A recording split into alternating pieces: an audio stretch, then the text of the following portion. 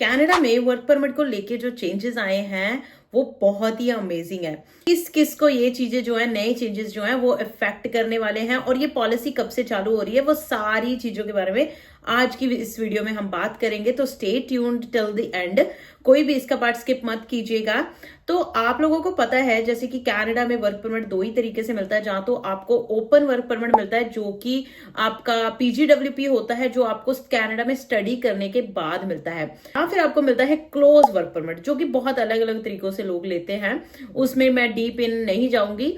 ठीक है। Open work permit basically let you work for any employer and in any occupation legally, right. But close work permit वो होता है जिसमें आप जिस एम्प्लॉयर ने आपकी हेल्प करी हो वर्क परमिट लेने के लिए, उसी एम्प्लॉयर के साथ आप काम कर सकते हो, उसी जॉब और टाइटल के अंडर आप काम कर सकते हो।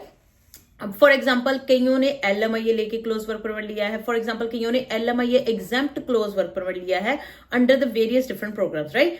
तो वो मैटर नहीं करता कि आपने कैसे मतलब क्लोज वर्क परमिट लिया है, बट अगर आपके पास क्लोज वर्क परमिट है तो ये रूल्स होते थे कि आप उस पर्टिकुलर एम्प्लॉयर के अलावा किसी और के साथ काम नहीं कर सकते हो। इन्हीं चीजों में चेंजेस आए हैं। तो इस वजह से कई बार क्या होता था, बहुत सारी एक्सप्लॉयटेशन होती थी।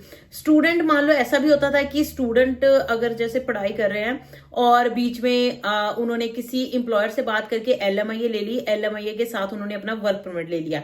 ठीक है। जब उनको क्लोज वर्क परमिट मिल जाता था तब वो ऑब्वियसली स्टडी नहीं करते थे। Well that's a different story, उसके बारे में कभी और बात करेंगे। तो मान लो आपको वर्क परमिट मिल जाता था और अगर किसी वजह से आपकी उस एम्प्लॉयर के साथ नहीं बन रही है, जहां आपको आवर्स नहीं मिल रहे हैं वहां पे काम करने के लिए, ऑब्वियसली आवर्स नहीं मिलेंगे तो आपके पैसे नहीं बनेंगे, पैसे नहीं बनेंगे तो चीजें कैसे चलेंगी, राइट। बट उस सिनेरियो में ये भी होता था कि आप फिर भी अगर आपको काम वो नहीं भी दे रहे हैं, फिर भी you are not allowed to work for any other employer because you are on close work permit, right. तो इसी चीजों में मैंने आपको बोला है कि गुड न्यूज है। अब क्या हो गया है, तो उस सिनेरियो में ज्यादातर लोग, ये किसी के लिए भी वर्क कर सकता है, नॉट पर्टिकुलरली स्टूडेंट्स। बहुत सारे ऐसे लोग भी हैं जो मतलब आउटसाइड ऑफ कनाडा से वर्क परमिट लेके आते थे, क्लोज वर्क परमिट, किसी से LMIA लेके क्लोज वर्क परमिट लेके वर्क परमिट पे कनाडा आते थे। तो उनके साथ भी ऐसे ही होता था, ज्यादातर उन लोगों के साथ ही ऐसा होता था, क्योंकि जब इंडिया से जब किसी भी कंट्री से लोग आते हैं तो उनको ऐसा लगता है कि बस एक बार वीजा मिल जाए, उसके बाद हम वहां जाके देखेंगे क्या होता है, राइट।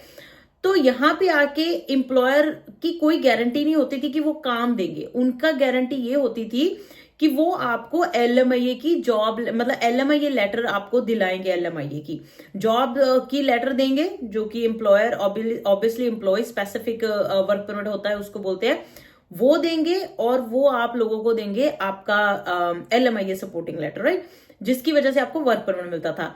यहाँ पे आके कई बार वो आपको ये भी बोल देते थे कि हमारे पास तो रिक्वायरमेंट नहीं है, हम तो मतलब हायर कर ही नहीं रहे एक्चुअल में किसी को। तो उस शहर में आप फंस जाते थे, क्योंकि एक तो आप इतने पैसे लगा के आए हो, फिर आप यहाँ पे किसी और के साथ काम नहीं कर सकते। तो उस सिनेरियो में फिर जब वो मतलब कोई भी इंसान था, अगर ऐसे सिनेरियो में वो फंस जाते थे, तो तब उनको किसी और एम्प्लॉयर के साथ अगर जॉब मिलती थी, किसी और एम्प्लॉयर के साथ उन्होंने काम करना होता था, तो before they shift to the new employer उनको वर्क परमिट की, यानी कि न्यू वर्क परमिट की वेट करनी पड़ती थी, ताकि जब उनका न्यू वर्क परमिट आए then they will be able to switch to the new employer and start working for the new employer. एक तो ये सिनेरियो था। दूसरा सिनेरियो ये भी होता था कि आप कई बार जिस जॉब पे आप आए हो, जो आपका रोल है, वो शायद आपको अच्छे पैसे पे नहीं कर रहा, but because you have experience from background wherever you came from, and plus you already gained some experience in Canada as well, then that builds up, obviously that can lead you to get a good job which is highly paid। and obviously हर कोई, अगर किसी को अच्छी job मिल रही है, highly paid मिल रही है, then whatever they are doing right now, then obviously वो मूव करना चाहते हैं, राइट। तो ऐसे सिनेरियो में आप जॉब भी चेंज नहीं कर सकते थे, चाहे वो सेम एम्प्लॉयर के साथ ही क्यों ना हो।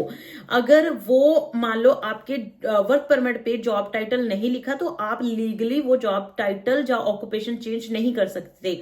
तो चेंजेस आर कि अब के सिनेरियो में ये चेंजेस आए हैं started from yesterday which was 28th of May, कि आपने अगर किसी भी वजह से अपने एम्प्लॉयर को चेंज करना है, जहां अपनी ऑक्यूपेशन को चेंज करना है, आपने नए वर्क परमिट के लिए अप्लाई तो कर दिया है बट वेट कर रहे हो, तो आप अभी ऑन द प्रोसेसिंग, जब आपने फाइल सबमिट कर दी आपकी प्रोसेसिंग में है, जो कि कहते हैं आपको कंफर्मेशन आ जाती है विद इन 10 to 15 डेज, तो आप अपने न्यू एम्प्लॉयर के साथ काम करना राइट वे स्टार्ट कर सकते हो। आपका जो ओल्ड एम्प्लॉयर है उसके पास भी राइट्स नहीं होंगे कि वो आपको होल्ड कर पाए। तो that is a very good news कि आपके पास अब प्रिविलेज है, आपके पास अच्छी अपॉर्चुनिटी है कि अगर आपको मौका मिलता है किसी और एम्प्लॉयर के साथ जॉब लेने का, या फिर आपको कोई अच्छी अपॉर्चुनिटी मिलती है, then whatever you are currently doing it, तो वो आप जो है एक्सेप्ट कर सकते हो अपॉर्चुनिटी, और आप अपना काम करना राइट अवे शुरू कर सकते हो। तो that is very good news. इसकी बहुत सारी ऑब्वियसली रिक्वायरमेंट्स भी हैं, और कैसे अप्लाई करना है ये भी मैं आपको नेक्स्ट वीडियो में बताऊंगी अगर आपको जानना है तो। रिक्वायरमेंट मोटी मोटी तो जैसे ये है कि आपका लीगल वर्क परमिट होना चाहिए जब आप अप्लाई करो, आपके पास लीगली एम्प्लॉयर, दूसरे एम्प्लॉयर की तरफ से जॉब ऑफर लेटर होनी चाहिए, LMIA होनी चाहिए, राइट। और भी बहुत सारी चीजें हैं जिसकी डिटेल में हम नेक्स्ट वीडियो में बात करेंगे। तो आज के लिए इतना ही। अगर कोई क्वेश्चन हो आपके माइंड में तो आप मुझे कमेंट करके पूछ सकते हो। With that all, thank you so much guys for watching this video. I hope आज की वीडियो आपको अच्छी लगी होगी। अच्छी लगी है तो वीडियो को लाइक एंड शेयर जरूर कर देना। चैनल पे नए आए हैं तो सब्सक्राइब के बिना मत जाइएगा। बाय बाय, टेक केयर, मिलते हैं अगले ब्लॉग में अगली वीडियो के साथ। Bye bye.